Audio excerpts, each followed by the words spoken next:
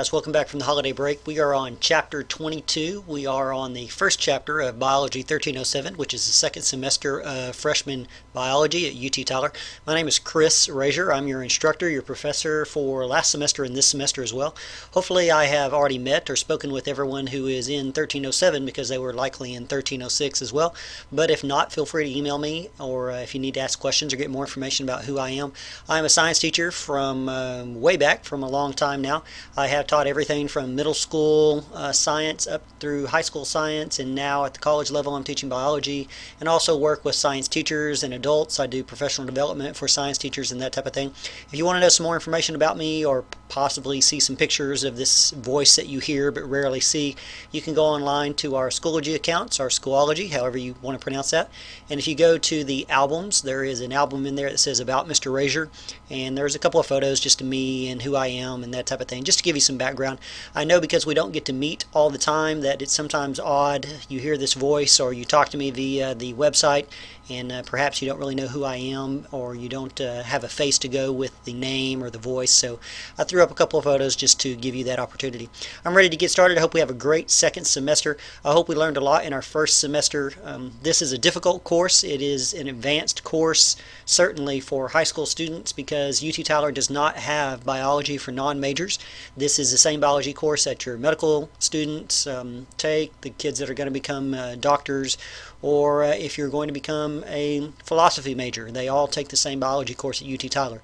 So it is a difficult course, and it's definitely difficult to do online, because that puts a lot of emphasis on you. That makes it very much your responsibility to get the work done and to contact me if you have trouble and that type of thing. Hopefully you're familiar with the format that we used in the past semester in 1306. We're going to do a very similar format for this semester and Biology 1307.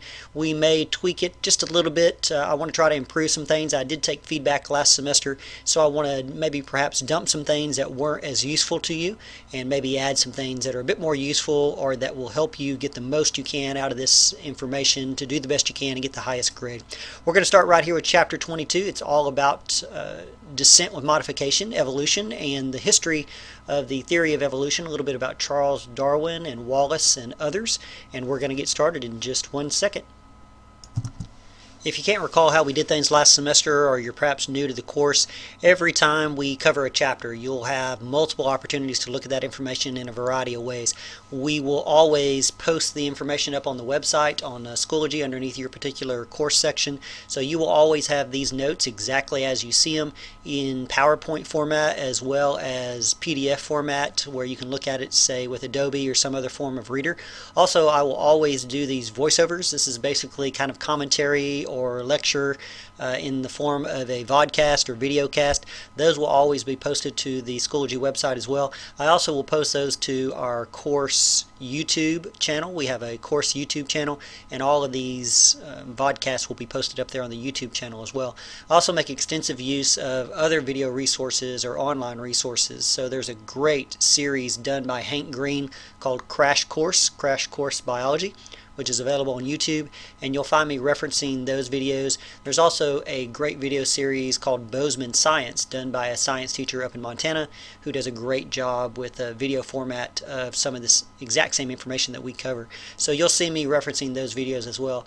A great idea would be to read the text, of course, perhaps starting with a chapter summary, perhaps watch some of these videos that I link to, or listen to the podcast, then perhaps go back and look at the PowerPoint notes or the PDFs and perhaps read the chapter, highlight, mark, take your own notes. Even though we're not in class together and I'm not lecturing to you and you're not taking notes on a regular weekly basis, I really suggest that you take your own notes, you have your own lab notebook, and you treat this as much as you can as a class that you would meet with 2 or 3 times a week. If you don't do that, if perhaps you kind of push this off to the side because I'm not there to put my thumb on you and keep you active and participating, you'll find yourself not making the grades that you want to make. You'll find yourself falling behind, and to a certain degree you have to be very careful, because mathematically you'll reach a point where you just cannot make the grade that you want to make if you fall too far behind. So there becomes this end point at which you either need to drop the course, or you have to be making a certain grade if you want to end with an A, a B, or a C, or whatever it is that your goal is. So hopefully you keep up with the course, and if you have any trouble, I'm always open to email and contact. I can contact you back via email at 1 o'clock in the morning if I need to, and I am on quite a bit. I try to stay very connected, so please contact me if you have any trouble. So let's get started with Chapter 22. Chapter 22, the title is Descent with Modification, or a Darwinian View of Life, and the overview says, Endless Forms Most Beautiful, which is taken from the last lines of Darwin's famous book, The Origin of Species. A new era of biology began in 1859. That was the publication date for Charles Darwin's The Origin of Species. And we're going to talk a little bit about some history so you get some background here. The Origin of Species focused biologists and scientists in general attention on three key observations about life. Number one, the striking ways in which organisms are suited for life in their environments. And when we say environments, in this case, throughout the entire textbook and throughout my use of these notes, when we say environment, we mean the living organisms that creature lives with and around, as well as the physical aspects of its environment, such as weather and topography and things like that. So it's pretty amazing how well suited organisms are for their environments. Polar bears are very well suited for the Arctic environment in which they live. Whales are very well suited for the ocean environment, and you can go on down the list. Number two, the many shared characteristics, the unity of life. Even though there are almost countless forms of life on planet Earth, they actually share many traits in common. We talked quite a bit last semester about genetics and DNA, and there is an enormous amount of genetic information that points toward the unity of life and these shared characteristics. Third, the rich diversity of life. Again, this goes back to the number and different kinds of creatures. How did the Earth develop these thousands upon thousands of different creatures, yet they have so many commonalities and they share so many shared characteristics, this unity that we talked about. So we're going to look at all three of these ideas, and we're going to focus on some history of this idea of development over time and descent with modification, and what Charles Darwin had to do with that idea. Your textbook does a great job of showing graphics and pictures and giving little side stories to take a look at. This picture is a really good one. It shows this beetle, and he lives in a desert area. He's called a headstander beetle. And asks in the textbook, it says, how can this beetle survive in the desert where there is such a lack of water and such high temperatures? And what exactly is this beetle doing in this photo? And the caption of your text is right here on the page. It says, interesting in its own right, this headstander beetle is also a member of an astonishingly diverse group, more than 350,000 species of beetles. And I'm sure there are probably even more that are unknown to science as of yet. In fact, nearly 1 of every 5 known species, that is of all creatures on the planet, is a beetle, which is pretty amazing. These beetles all share similar features, such as 6 pairs of legs and a hard outer surface and 2 pairs of wings, but they also differ from one another quite a bit. How did there come to be so many beetles, and what causes their similarities and differences?